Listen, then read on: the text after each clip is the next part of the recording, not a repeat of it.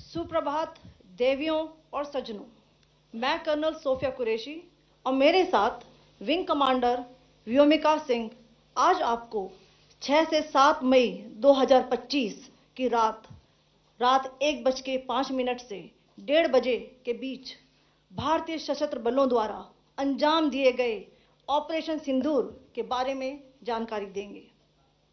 Operation सिंदूर 22 अप्रैल को पहलगाम में हुए विभत्स आतंकवादी हमले के शिकार मासूम नागरिकों व उनके परिवारों को न्याय देने के लिए लॉन्च किया गया था। इस कार्रवाई में 9 टेररिस्ट कैंप्स को टारगेट किया गया और पूरी तरह से इसे बर्बाद किया गया। पाकिस्तान में पिछले 3 दशकों से टेरर इंफ्रास्ट्रक्चर का निर्माण हो रहा है। इसमें recruitment, indoctrination centres, training areas व लॉन्च पैड शामिल थे, जो पाकिस्तान और पाक अधिकृत जम्मू कश्मीर POJK दोनों में फैले हैं। Operation Sindoor was launched by Indian Armed Forces to deliver justice to the victims of Pahalgam terror attack and their families. 9 terrorist camps were targeted and successfully destroyed. Over the last 3 decades, Pakistan has systematically built terror infrastructure. It is a complex web of recruitment and indoctrination centers, training areas for initial and refresher courses, and launch pads for handlers. These camps are located both in Pakistan as well as Pakistan-occupied Jammu and Kashmir areas. Some of the well-known training camps are located, as you can see on the screen. They are distributed from Savai Nala in the north, counting to approximately 21, ending at Bhagalpur to the south. इन लक्ष्यों का चयन विश्वसनीय intelligence सूचनाओं के आधार पर हुआ ताकि आतंक गतिविधियों की रीढ़ तोड़ी जा सके और यह खास ध्यान दिया गया कि निर्दोष नागरिकों और सिविलियन इंस्टॉलेशन को नुकसान न पहुंचे। The selection of these targets for Operation Sindoor was based on credible intelligence inputs and role of these facilities in perpetrating the terror activities. The locations were so selected to avoid damage to civilian infrastructures and loss of any civilian lives. This was done with due diligence, and the camps selected for targeting and their engagement will now be shown to you one by one. POJK के target मैं आपको बताना चाहूंगी। सबसे पहले सवाई नाला camp Muzaffarabad, जो कि POJK के लाइन ऑफ कंट्रोल से 30 किलोमीटर दूर है। यह एक लश्कर तौयबा का ट्रेनिंग सेंटर था। 20 अक्टूबर 2024 सोनमर्ग, 24 अक्टूबर 24 गुलमर्ग, 22 अप्रैल 2025 पहलगाम, इन हमलों के आतंकियों ने यहीं से प्रशिक्षण लिया था। सैयदना बिलाल कैंप मुजफ्फराबाद, यह एक जैश मोहम्मद का स्टेजिंग एरिया है। यह हथियार, विस्फोटक और जंगल सर्वाइवल ट्रेनिंग का केंद्र भी था। गुलपुर कैंप कोटली, यह LOC से 30 किलोमीटर दूर था। लश्कर तौयबा का बेस था जो रजौरी, पुंछ में सक्रिय था। 20 अप्रैल 2023 को पुंछ में और 9 जून 2024 को तीर्थ यात्रियों के बस हमले में यहीं से आतंकी को ट्रेन किया गया था।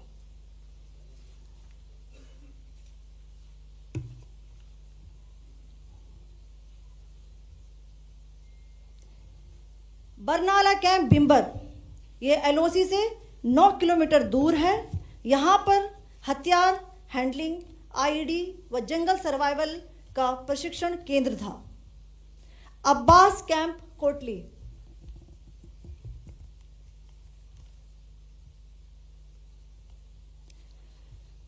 यह LOC से 13 किलोमीटर दूर है।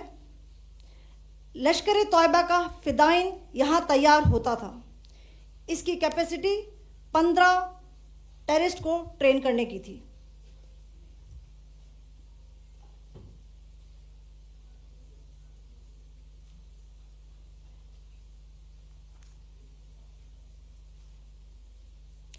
अब मैं पाकिस्तान के अंदर के टारगेट से अवगत कराना चाहूंगी।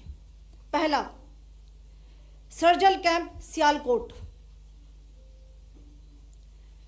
यह अंतर्राष्ट्रीय सीमा से 6 किलोमीटर की दूरी पर है, सांबा कठुआ के सामने।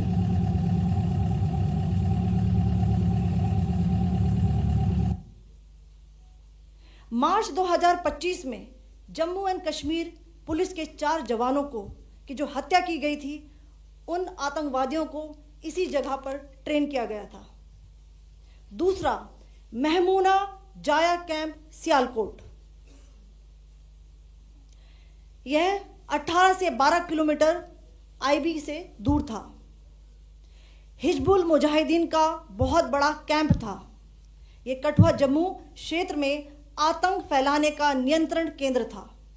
पठानकोट एयरफोर्स बेस पर किया गया हमला भी इसी कैंप से प्लान और डायरेक्ट किया गया था। मरकज ताइबा मुरीद के, यह आईबी से 18 से 25 किलोमीटर दूरी पर है।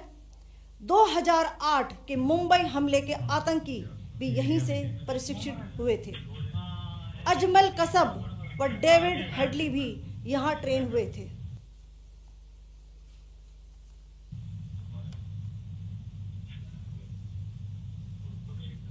आगे दूसरा आया।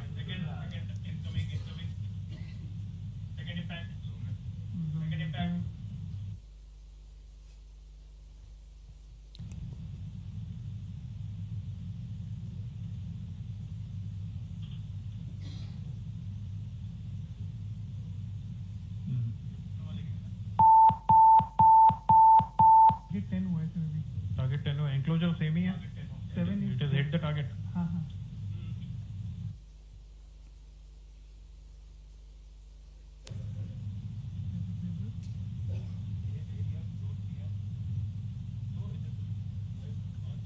आ गया sir, impact.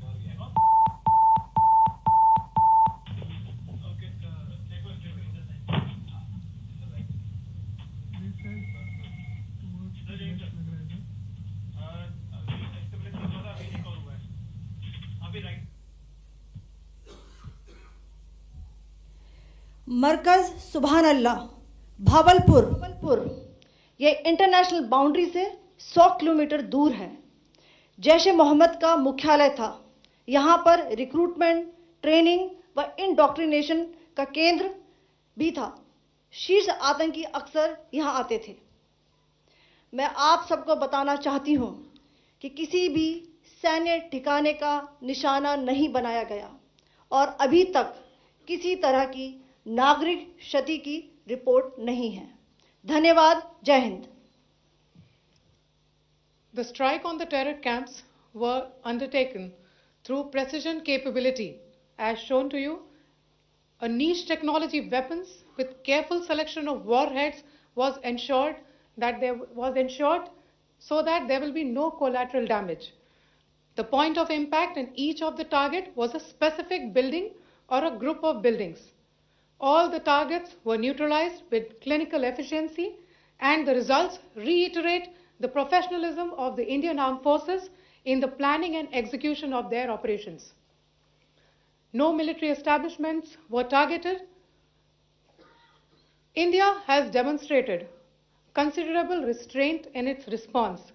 However, it must be said that the Indian Armed Forces are fully prepared to respond to Pakistani misadventures, if any, that will escalate the situation. Jai Hind, and thank you very much.